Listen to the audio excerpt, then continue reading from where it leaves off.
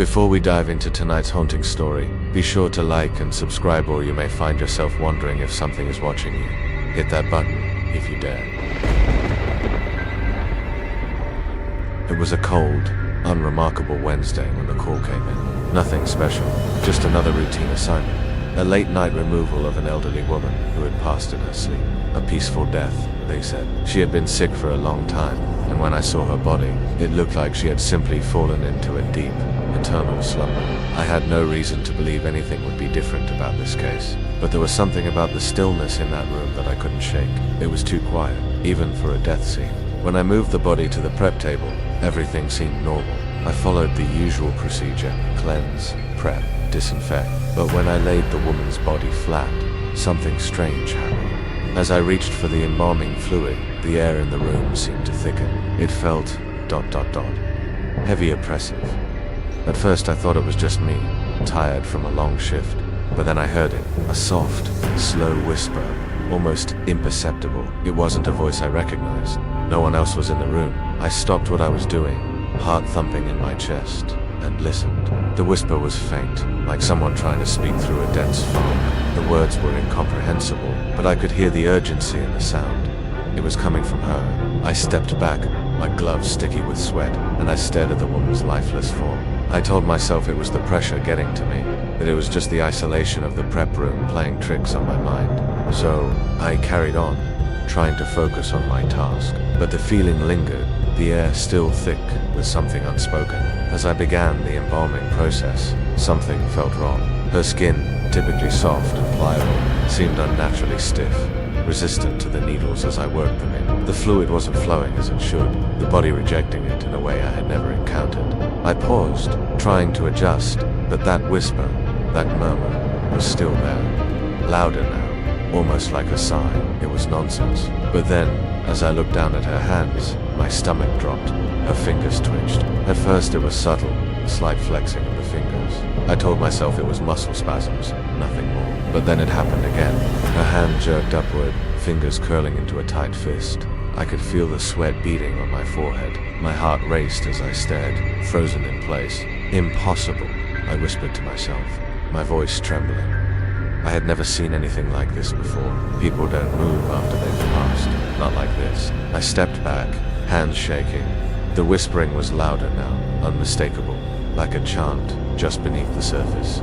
Something was wrong with her. I looked down at the woman again. Her eyes, which had been closed when I first moved her, were now slightly open. Not much, just a sliver, but enough to make the hairs on the back of my neck stand on end. I quickly rushed to close them, but before I could, her mouth opened. The faintest, slowest sound escaped her lips, barely audible, but it was there. I couldn't make out the words, but it didn't matter.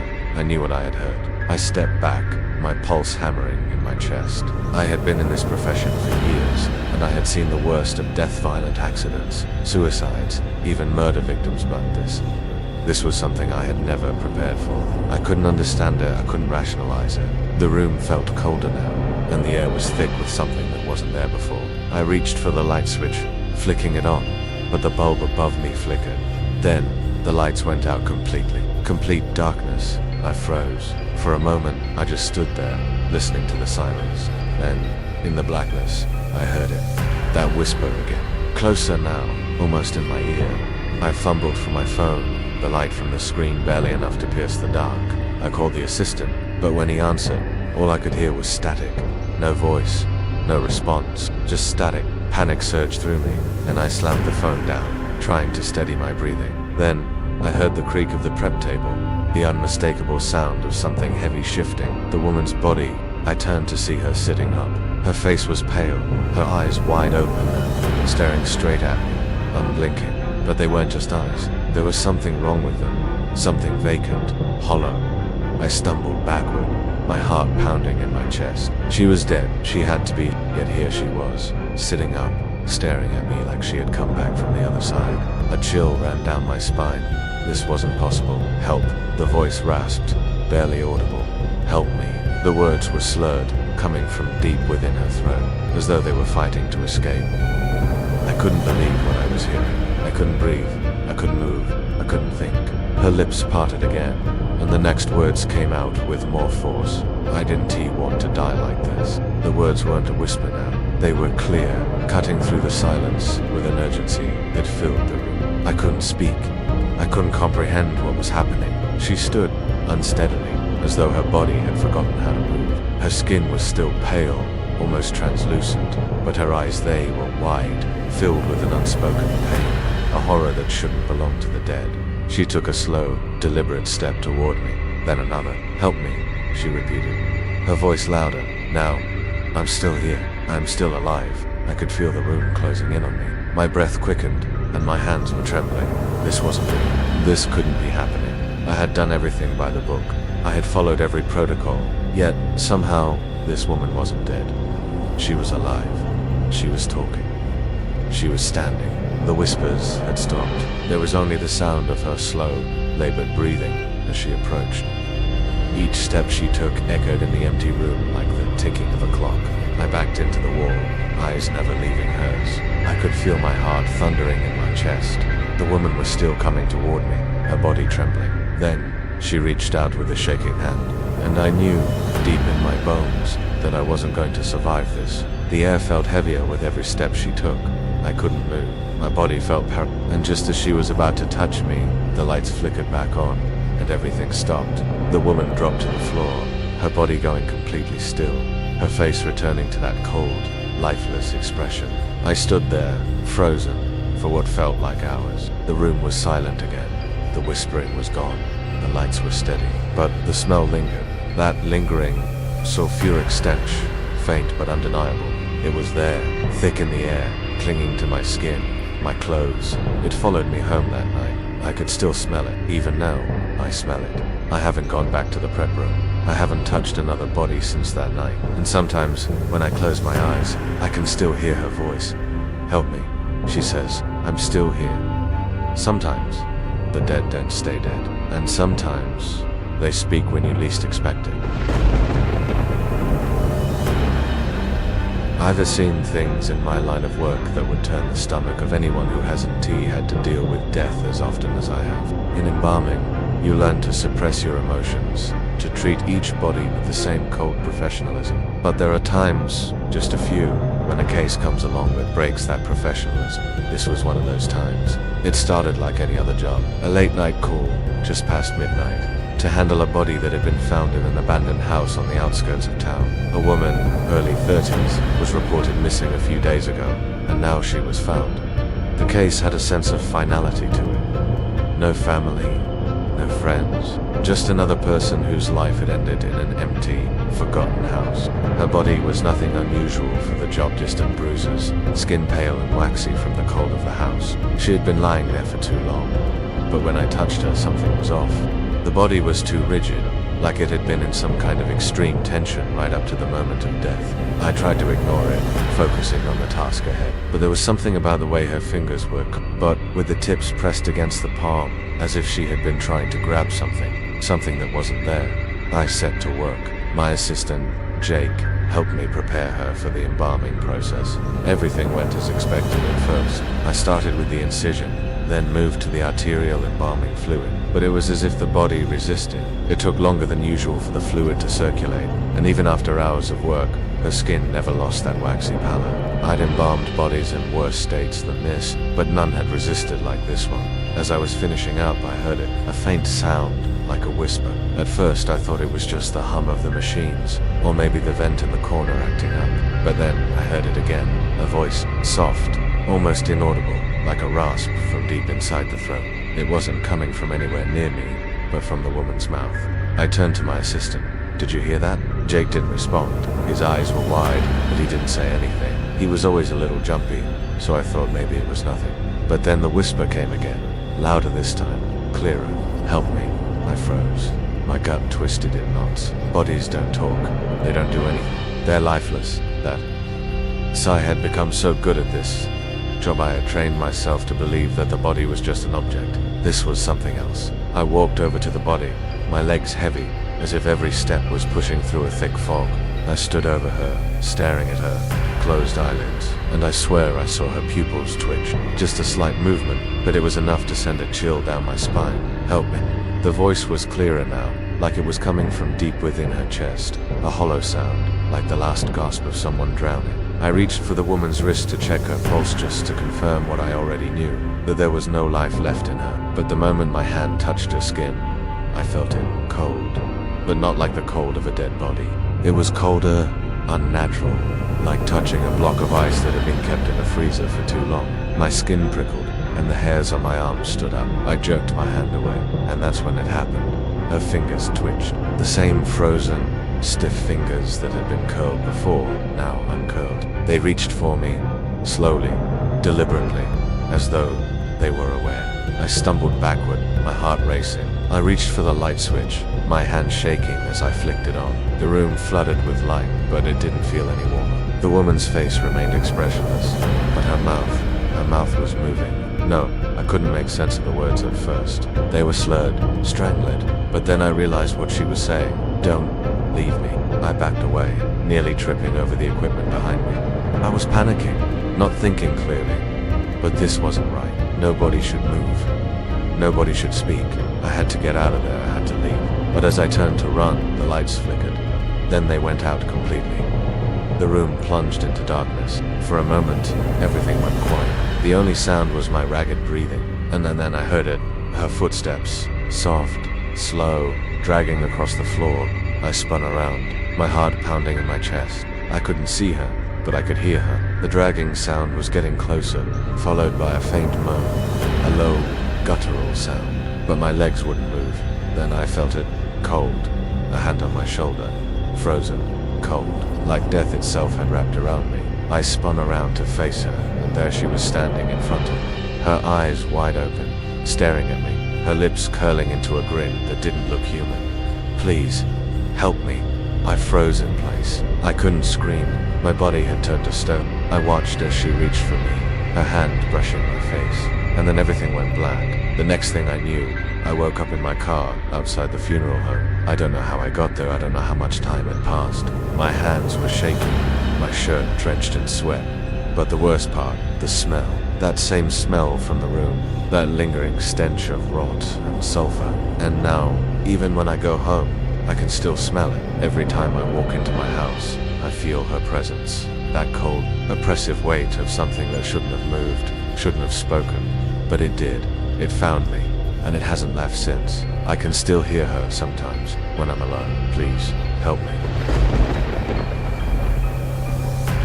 I spun around. She wasn't moving, but the words were clear. They came from her mouth.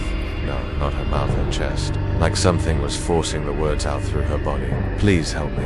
I stumbled back, nearly tripping over my own feet. The air was thick now, stifling, and that cold chill had returned, more intense than before. I wanted to scream, to run, but my legs felt frozen. I had to finish. I had to close her eyes and seal the coffin, but I couldn't. Something was wrong. Something was off. And then I saw it. The faintest movement in the corner of her mouth. It stretched wider, forming the outline of a smile. Not a peaceful smile, not a comforting one. A twisted smile, a grin of malice. Her eyes, those eyes that had been sealed, shut, popped open. The whites of her eyes glowed, a sickly, unnatural light. I could see the veins bulging under her skin, pulsating with something that shouldn't have been there. Her pupils flickered, not in a way that a living person's would, but in a way that made me feel like I wasn't looking at a person anymore. Like I was looking at something else, something that had taken her body and was using it for something far worse. That's when I heard it again. Not a whisper this time, a scream, a high-pitched, desperate scream that echoed through the room. I was out the door before I even realized it. I ran, almost tripping over myself in my panic. I didn't even care to finish the job. I just needed to get out. I had to get away from that room. The next day I came in to finish the job. I told myself it was just exhaustion, just a bad night, that I had been hallucinating. I opened the door, expecting to see nothing but a normal body, still peaceful. But when I looked at her, I froze. She was still on the table, still embalmed, but the smile on her face was wider, as if it had stretched overnight. And her eyes were wide open, staring straight ahead, unblinking. But now, they weren't glowing anymore. Now, they were black, deep, empty, black, like a void. I didn't stay to finish that case. I couldn't. I told my supervisor that I couldn't handle it. I never spoke of it again. I couldn't. no one would believe me. But I know what I saw, and every time I walk into that prep room, I swear I can hear her voice, faint and distant, calling for help. Sometimes I even think I hear it in the walls, echoing through the halls of the funeral home. I don't know what happened to her, but whatever it was, it followed me, and I'm afraid that one day it'll catch up to me. So, now, I never work alone, and I never stay in the prep room for too long, because I know that some bodies aren't really gone. Some of them stay, and they speak. I spun around. She wasn't moving, but the words were clear. They came from her mouth. No, not her mouth, her chest. Like something was forcing the words out through her body. Please help me. I stumbled back, nearly tripping over my own feet. The air was thick now, stifling, and that cold chill had returned, more intense than before. I wanted to scream, to run, but my legs felt frozen. I had to finish. I had to close her eyes and seal the coffin, but I couldn't. Something was wrong. Something was off. And then I saw it. The faintest movement in the corner of her mouth. It stretched wider, forming the outline of a smile. Not a peaceful smile, not a comforting one. A twisted smile, a grin of malice. Her eyes, those eyes that had been sealed, shut, popped open. The whites of her eyes glowed, a sickly, unnatural light. I could see the veins bulging under her skin, pulsating with something that shouldn't have been there. Her pupils flickered, not in a way that a living person's would, but in a way that made me feel like I wasn't looking at a person anymore. Like I was looking at something else, something that had taken her body and was using it for something far worse. That's when I heard it again. Not a whisper this time, a scream, a high-pitched, desperate scream that echoed through the room. I was out the door before I even realized it. I ran, almost tripping over myself in my panic. I didn't even care to finish the job. I just needed to get out. I had to get away from that room. The next day I came in to finish the job. I told myself it was just exhaustion, just a bad night, that I had been hallucinating. I opened the door, expecting to see nothing but a normal body, still peaceful. But when I looked at her, I froze. She was still on the table, still embalmed, but the smile on her face was wider, as if it had stretched overnight, and her eyes were wide open, staring straight ahead, unblinking. But now, they weren't glowing anymore. Now, they were black, deep, empty, black, like a void. I didn't stay to finish that case. I couldn't. I told my supervisor that I couldn't handle it. I never spoke to him again. I couldn't. No one would believe me. But I know what I saw, and every time I walk into that prep room, I swear I can hear her voice, faint and distant, calling for help. Sometimes I even think I hear it in the walls, echoing through the halls of the funeral home. I don't know what happened to her, but whatever it was, it followed me, and I'm afraid that one day it'll catch up to me. So, now, I never work alone, and I never stay in the prep room for too long, because I know that some bodies aren't really gone. Some of them stay, and they speak.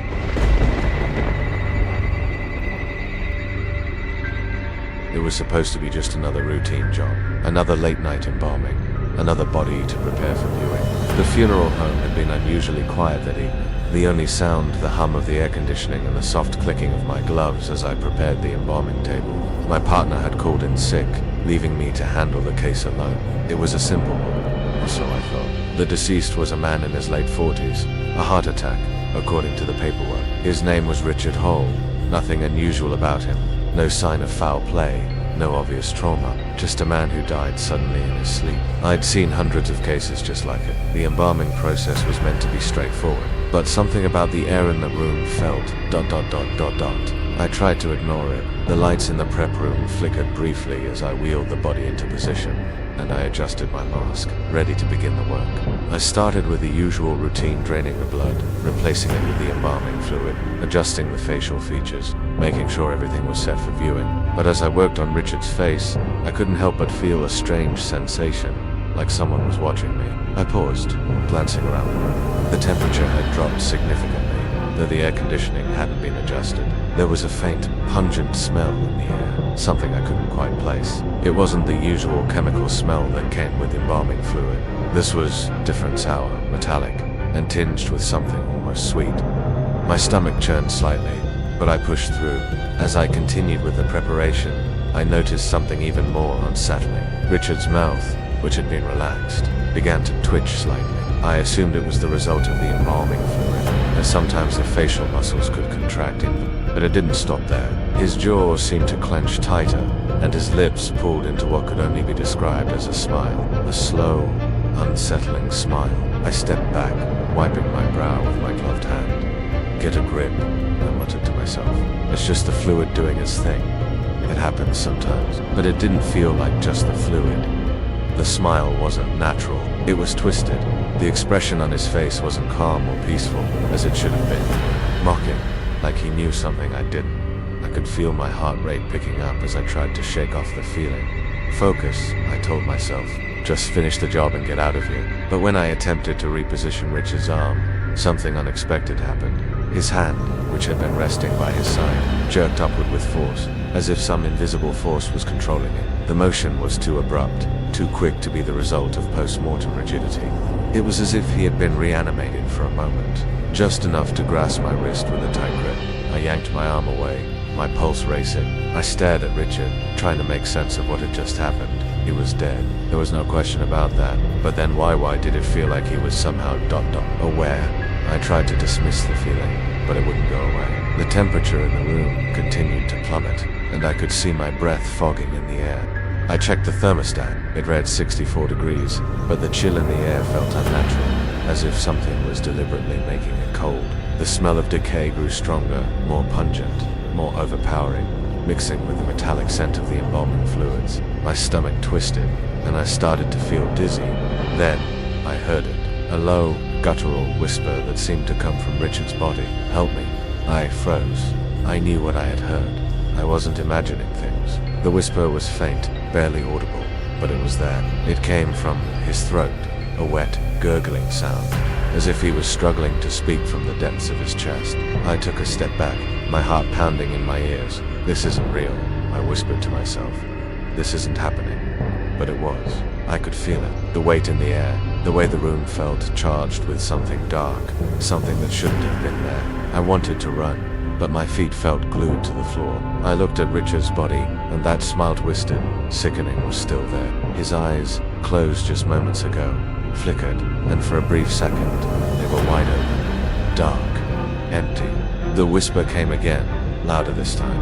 It wasn't just his voice anymore. It was like a chorus, dozens of voices overlapping each other, all desperate, all pleading. And then, in that moment, I saw the faintest movement in his chest. His heart, or what should have been a still chest, seemed to twitch. A heartbeat. I stumbled back, my breath coming in short gasps. I should have left. I should have run. But something stopped me. Something told me I had to see it through, that I had to finish what I had started. I reached for my tools, hands shaking as I tried to maintain control. Then, just as I was about to begin stitching his lips shut, I saw his fingers twitch again. They curled inward, as if trying to grasp something. A deep, unsettling crackle filled the room as his fingers tightened, bending unnaturally. It wasn't just rigor mortis. It wasn't just a reflex. He was moving. His body jerked up suddenly, violently, as if he were trying to sit up. I ran out of the room faster than I ever had in my life. I bolted down the hallway, not stopping to look back. I could hear the low, gurgling whisper following me, getting louder, closer. I didn't go back to the funeral home that night. I didn't go back for days. When I finally mustered the courage to return, the body had been claimed by the family, as if nothing had happened. Every time I closed my eyes, I could still hear that whisper, that voice, calling out for help. And when I walk into that prep room now, I always make sure the doors are locked. Always make sure there's no body waiting to speak to me from the table. Because I know what happens when the dead decide they want to be heard. I know, and I never want to find out again.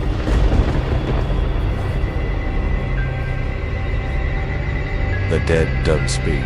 That's what we always say. It's something we're trained to believe, to tell the families, to reassure them that the last breath has been drawn and the soul has moved on. But I've learned in my years as an embalmer that sometimes the dead do speak, and when they do, they don't say what you expect. It was a Wednesday night, just another slow shift. I was working alone, as I often did. The funeral home had been quiet all day. We had only one body to prep. A woman, early 30s. Name was Emily Harrow. She had died unexpectedly, a complication during childbirth. There was no trauma, nothing out of the ordinary. Just one of those tragic accidents that happen too often, too quickly.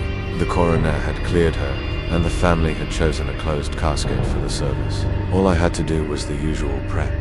Drain the blood, balm. Set the features, simple. But as soon as I unzipped the bag, I felt something shift in the air. Something wasn't right.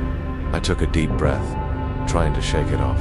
Maybe it was the isolation, or maybe it was just fatigue. But the air in that room, it was thick with something I couldn't explain. I went about my work, stripping her body of the blood-soaked clothes, preparing the usual chemicals. I couldn't help but notice how still she was. Too still, as if she were waiting for something. I began the embalming process. Everything was going as expected until I injected the fluid into her carotid artery. That's when it happened. Her hand twitched, not a small, involuntary muscle spasm. No. Her hand moved, stiffly, slowly, but it moved. She gripped the table with such force that the sound of her fingers scraping across the metal echoed through the room. I froze. I knew the process decomposition, gases building up, causing post-mortem twitches, but this felt different. Her fingers didn't relax after the twitch, they stayed clenched.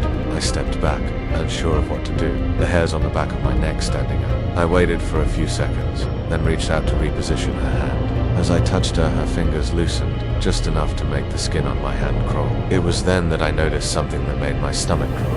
Her eyes then were open, not all the way, but enough to see the whites do much wide. I knew she had been closed-eyed before. They had been sealed shut for the viewing, but now they were slightly ajar, and they were looking straight at me. I couldn't explain it. The room felt colder, and I swear I could hear a faint, rhythmic sound like the softest breathing. I took a step back, my breath catching in my throat. "Emily," I whispered, though I wasn't sure what I was expecting to hear. Of course, she didn't answer. She was dead. She had to be. I went to close her eyes again, but when I touched her eyelids, she blinked. A cold chill ran down my spine. This wasn't possible. I knew it wasn't possible. I backed away quickly, knocking over a metal tray. The clatter echoed through the room like thunder. My heart was pounding in my chest. I rushed to the phone, trying to dial the number for the coroner, to call someone, anyone. But the phone wouldn't work. It was dead. And then, I heard it, a soft whisper, no louder than a breath, but it was there. "Please, help me." I spun around, panic rising in my chest. The voice had come from Emily. Her lips hadn't moved, but her chest rose and fell slightly with each breath. I couldn't understand what was happening. Was I imagining things? Had the stress of the job gotten to me? I stood there, staring at her, my heart thumping in my ears. "You're dead. You can't be alive," I muttered to myself. Another whisper, barely audible, but unmistakable. I didn't want this. My head was spinning. I couldn't breathe. What was happening? I had seen hundreds of bodies. I had worked with death for years, but this was something different. I grabbed my tools, my hands shaking as I attempted to close her eyes once more. But she was no longer still. Her hand, which had been clenched earlier, now moved again. It reached up, slowly, as if guided by an invisible force, and grasped my wrist. I yanked my arm back, heart racing, but her grip was still there, tightening, cold, and stiff, like death itself. The whispers continued, filling the room, growing louder, more desperate. "Help me, please. I didn't want to leave my baby." The words cut through me like a knife. My hands trembled as I fumbled with the phone again, desperate to call someone, anyone. But still, there was nothing. The room was cold, and I could feel the weight of her stare, the weight of her unspoken plea. I don't know how much time passed. It could have been minutes or hours, but I couldn't move. All I could do was stand there, paralyzed by fear, listening to the whispers that seemed to come from all around me. "Please, please help me." I didn't want to leave them. I didn't want to die. And then, just as suddenly as it had started, it stopped. The room went silent. I slowly moved back toward the table, my hands shaking violently. Emily's body lay still, eyes closed once more, hands relaxed at her sides. I don't know how to explain it. I don't know what happened that night, but I never touched her body again after that. I couldn't. I had felt it, her presence, her fear, her pain, and I will never forget the sound of her whispering, asking for help. I still hear it sometimes, in the quiet moments of the night. A voice that shouldn't be there, coming from somewhere beyond death. Some say the dead don't speak, but I know better. The dead can speak, if you're unlucky enough to hear them. I'd love to hear your thoughts in the comments below. Each of your stories adds another layer to our growing community of horror enthusiasts. And if you think someone else might enjoy a good scare, do you and forget to share this video with them. Stay tuned for more chilling stories, and remember, sometimes the scariest tales are the ones that could happen to any of us. Thank you again for watching. and I will see you in the next video if you dare.